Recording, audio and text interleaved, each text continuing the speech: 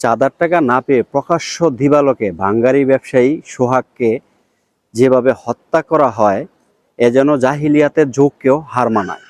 বিগত স্বৈরাচার শাসনামলে তার নেতাকর্মীরা যেভাবে চাঁদাবাজি, নৃশংসভাবে হত্যা, অন্যায় অনিয়ম, জুলুম, নির্যাতন, নিপীড়ন করত, ঠিক বর্তমান প্রেক্ষাপটে বাংলাদেশের বড় একটি রাজনৈতিক দল ক্ষমতায় না এসে চাঁদাবাজি, নৃশংসভাবে মানুষ হত্যা, অন্যায় অনিয়ম, নির্যাতন, নিপীড়ন করে বেড়াচ্ছে। এখনই উচিত এদের লাগাম টেনে ধরা। আইনের প্রতি সম্মান রেখে বলছি। ভিডিও ফুটেজে স্পষ্ট দেখা যাচ্ছে এরপর এক পাথর দিয়ে মেরে তার দেহটাকে থেতলে দিচ্ছে।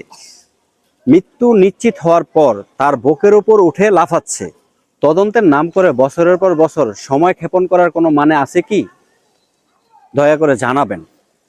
বিশ্বজিৎ, আবরার, ফাহাদ, যদি তাদের বিচার দ্রুত কার্যক্রম করা হতো এবং কি প্রকাশ্য দিবালোকে জনসম্মুখে অপরাধীদেরকে ফাঁসি দেওয়া হতো, আজ হয়তো সোহাগকে এভাবে জীবন দিতে হতো না। ঠিক এই মর্মান্তিক ঘটনার দুদিন পরে বাংলাদেশের প্রথম সারির গণমাধ্যমগুলা নিউজ করে। বিষয়টা খুবই হাস্যকর। বাংলাদেশে আনসার বাহিনী নামে একটি বাহিনী আছে। তাদের ক্যাম্পের সামনেই এই নৃশংস ঘটনা ঘটে। তারা তখন কি করছিলেন?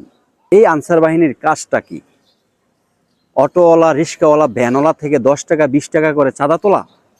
অতি শীঘ্রই এই আনসার বাহিনীকে বিলুপ্ত ঘোষণা করা হোক। সেই সাথে আমাদের সচেতন নাগরিক হওয়া উচিত।